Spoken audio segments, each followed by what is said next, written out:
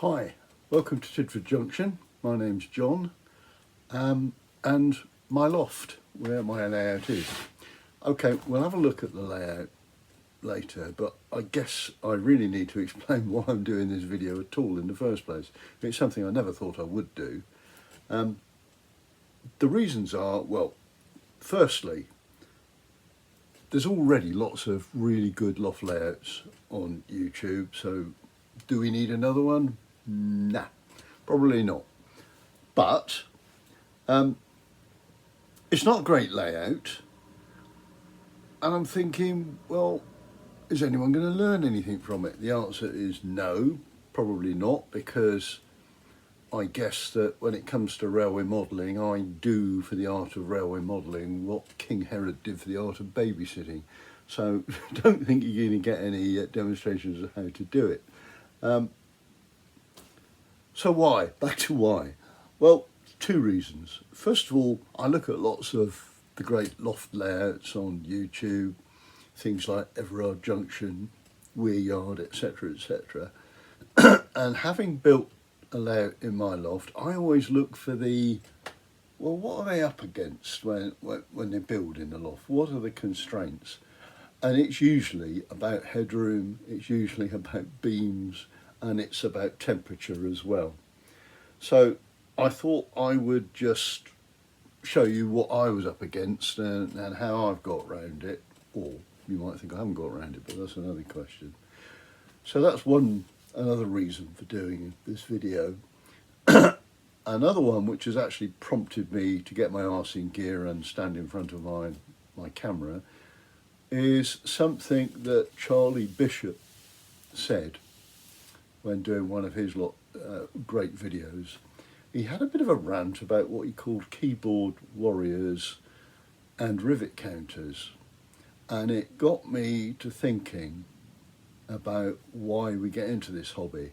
And he, as Charlie says, basically it's for fun. We do it because we love trains, and we get a lot of personal satisfaction out of maybe building our layout. We've actually achieved something that is good, and we get to play with it a lot. Sorry, we get to operate trains a lot. But for me, there's another thing that comes into it, and it's called nostalgia. Being an old git, I was brought up in the era of steam, and when it went into dieselisation, I was a fanatical train spotter. I've got lots of childhood memories of it, of the days of steam, because I grew up with it. And I just wanted to recreate some of that. And as you'll see, there's quite a lot of, what shall I say, sentimentality that comes into my layout. More of that later. But let's look at some of the loft constraints I've got. It's probably worth it looking at a picture of the outside of my house to get an idea of where we are inside and how it all works. Because I often look at that when I look at loft railways. Oh, how does it fit in the loft? Where's the outside of the house? Where's the roof? Blah, blah, blah. So we'll have a look at the picture of my house.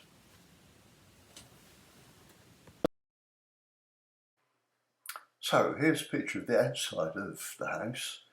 If you look at the apex of the roof, there's the short side, the other side, and then where it comes down towards us, it goes down at a similar angle, then flattens out. Well, it's the bit from where the angle starts to flatten out down to the guttering and the soffit. That, my railway is in that bit. So imagine me standing up just about where the light is over the patio doors. That's, well, the side patio doors, not the front ones. So that is where I'm in, that sort of wedge of cheese shaped bit of loft. There you go, how about that for a beam? Nearly 200-year-old French oak, extremely large, built like concrete, and there's another one up there as well. So that is what I've got.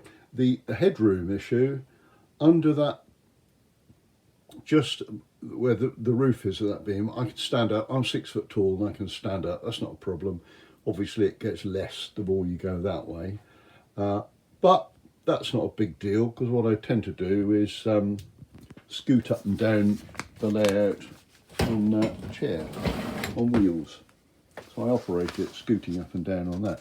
I know other people have got different solutions. I seem to remember that Everard Junction, Richard has lowered his baseboard and he tends to sort of kneel or sit on the floor and operate it. Well, how high up it is neither here nor there as far as I'm concerned. It's just about dodging the beams.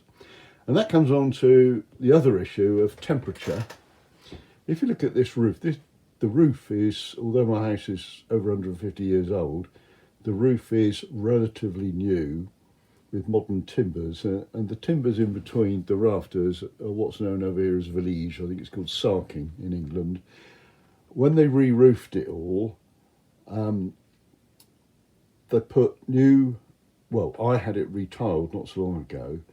They put breathable membrane over the sarking timbers, and then they battened it to put the interlocking tiles on, but they battened it from the ridge down to the soffit. I thought, what's going on here? That's a strange way of doing it.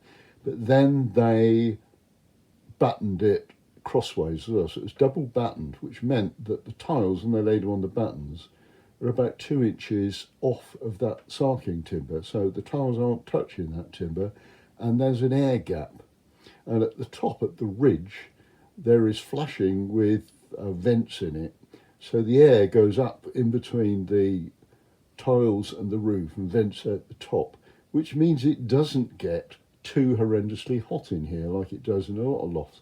So I can operate in here in the summer, even when the temperatures here in southwest France get to about over 40 degrees, I can still operate in here, which is pretty good. So I'm quite happy about that. So here we are looking at the layout. Because of the beams, those big beams I showed you earlier, what I've wound up with is in effect 3 dioramas joined together. It's like 3 box layouts, so you can move from one to the other and operate them as separate layouts almost, once you've got the main lines running. So here we are at the first end, which is the steam loco end. You will have noticed by now that scenery is not my strength. This is my first effort at building a tunnel and what have you, and it needs changing. I was learning as I went. It gets a bit better, hopefully, down the other end of the layout. But as I say, scenery is not my thing. My thing is running trains, and I love running trains. So here we are. We'll move along this first section, and here we have the loco shed, which again, as I say, I love loco sheds because as a train spotter, me and my mate used to spend days going around the country bunking loco sheds, so I had to have a proper loco shed. I will also tell you at this point that the vast majority of the buildings, the kits on this layout, were built by my wife, who has joined me in this hobby, I think on the basis that if you can't beat them, join them. And that is I've always wanted a proper coaling stage. That is a Scale Scenes one, downloaded from the internet, and Helen, my wife, built it from those printouts, and which I believe Weetabix boxes, but there you go. One thing I did do, because I'm really not into scratch building, but I built the thing at the back with the truck on it, the overrun, don't know what you call it. There's a turntable. Again, that is a Helgen turntable, not particularly prototypical, probably too big, but I bought that one and fitted it because it's DCC fitted, and you just put it in and program it, and off it goes, and it does the job, works perfectly. Another bonus with the turntable is I managed to get a track going around the back of the coaling stage there, which more of later.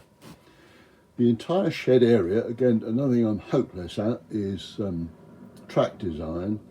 So this was largely designed by a guy on RM Web called Phil, lovely guy who's designed track plans for me. and it works brilliantly.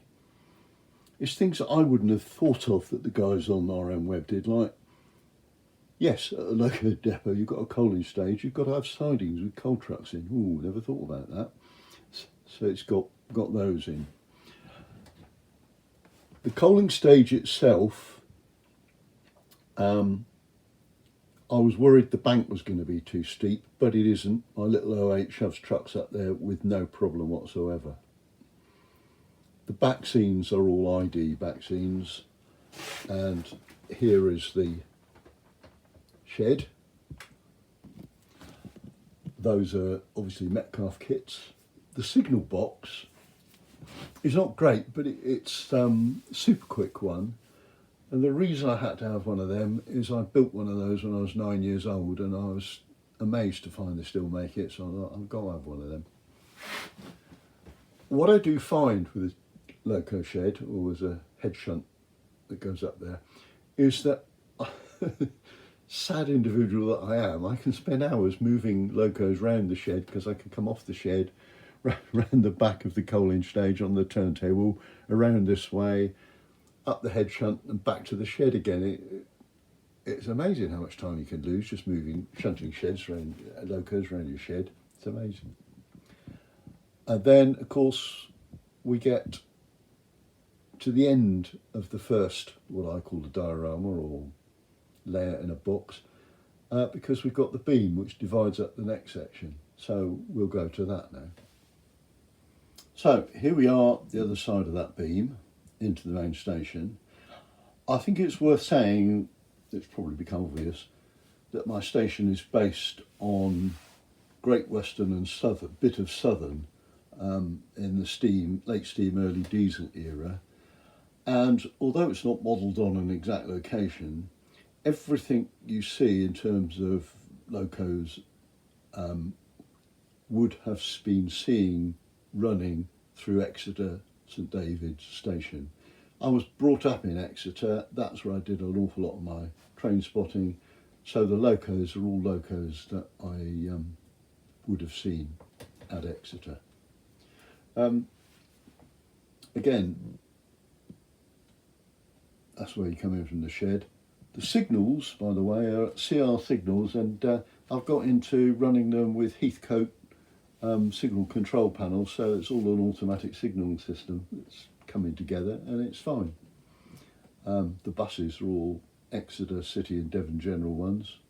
My wife built the park, which I love it. Yeah, and as I say, lots of platforms,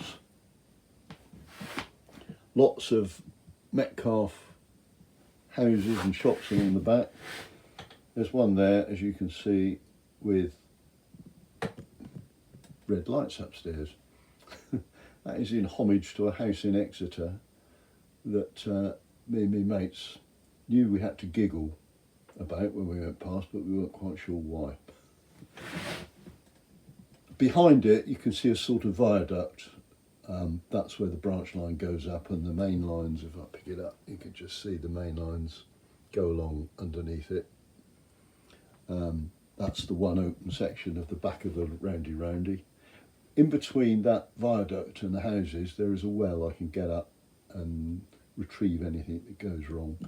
But I have designed the layout with this in mind. There are no points back there. The four main lines are purely lines that go around there. There is no storage area, no storage sidings, and everything I have in terms of stock, except for the stuff that's in a box down the end, is on display. So if I want to run a train, I get the coaches out of a coach siding or whatever, get a loco out of the engine shed, link them up and off you go. It's all part of the operating fund for me. You will recognise all of the kits. They're all standard Metcalfe or Super Quick stuff. And down here, I'm not, as I said earlier, I'm just not big on scenery, but I realised I had to add some, and I'm sort of getting into it. And I've got a little town scene down here at the end. I've got two cinemas in that street. There's one this end and the right up the other end there's the ABC.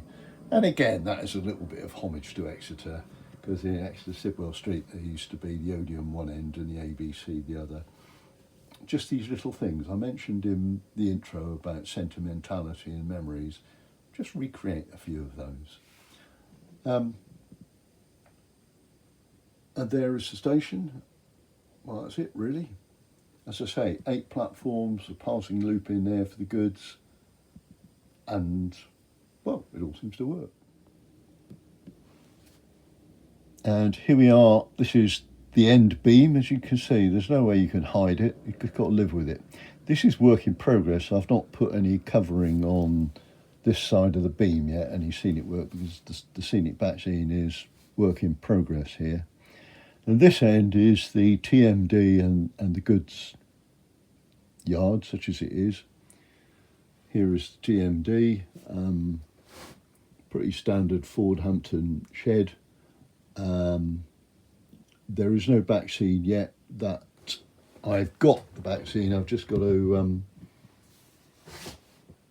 cut the plywood up and fit the back scene. And you can see at the back where the branch line goes up and the main line's going around there. You also can see from the baseboard there that the baseboard is all built out of 16mm chipboard and 3x2 timber, or French version of that. It's immensely strong and it's not going to fall down. I'm firmly convinced that if Putin hits France with a nuclear missile, one of the last things standing will be my baseboard. However, so that's that. Then over here we have the emerging factory scene, again a Metcalfe factory, with lights no less. I like lights. I've really got into putting lights in everything. And then over here we have the goods yard, such as it is, and some carriage sidings there as well. I'm not big into goods. My interest is really locos and fast passenger trains, so I don't have a lot of interest in freight, but I've started to get interested in it ever since for Christmas my wife bought me that cracking little Bachmann 03 shunter, and I've got full sound and everything in it. And I now find I spend time shunting trucks in here, hence all the uncouplers, because I've changed all of my couplings to KDs. Another one who just couldn't stand the tension lock thing. So I do shunting in this yard, and yeah, that keeps me amused for a while. Not a very big yard, but big enough to keep me occupied. And then there is a totally unrealistic tunnel bridge, but hey ho. And again, signals all connected to Heathcote boards with sensors in the track, so that all works automatically. So that's the third, for want of a better word, diorama, if you like. And then finally, to my latest creation. Well, it's not my creation actually, I built it all, but it's actually designed again by Phil of RM Web, who did a great job for me. I tried to follow his design, track design as best I could. This is the Minehead sort of based Great Western branch line terminal. Again, no, it's not the same as Minehead, but the runnings are very similar, and the stock you will see here are very similar. The branch line itself, from the main station, it goes up to the end of the layout and round. From buffer to buffer is about 60 foot, so it's a reasonable run, and it makes good operational fun. The branch line, as I said earlier, comes up there, goes behind the scene, and comes out through the tunnel. The ID back scenes I'm having a bit of fun with bubbling. When the temperature changes, they bubble up for some reason, but I'm sort of getting there by redoing it. Train comes out the tunnel, costs a little level crossing I cobbled together. Oh, that's the point, level crossing. reminds me of doing the hard standing back at there. I watched very carefully the Everard Junction video on how to make all that with filler, and I followed it very carefully and then made a complete and utter pig's ear of it and had to rip it up and start again. It's still pretty rough, and I was going to do it again, but my wife said, well, have you ever seen real concrete that looks smooth and flat without dents in it? Well, no. Okay, so I left it as it is. Anyway, back to the branch line. Comes in there, one pair of points that I could not put a point motor underneath, so I've got the little Hornby shed covering it, which seems to work. The area in the corner is still work in progress. The bits of white paper are where various buildings are going to go, because I have a little village scene in there. Little goods shed. Ooh, some more goods trucks. I'm getting better.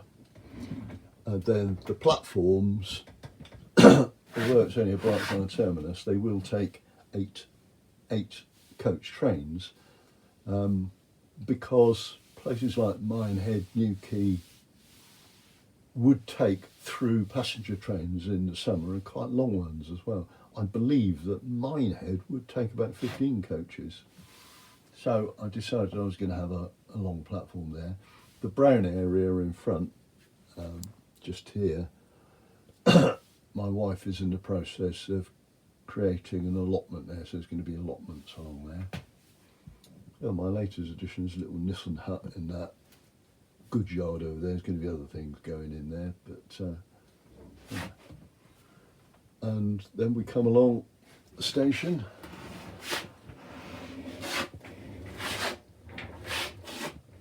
There's a little prairie sat in there at the moment, and a bubble car.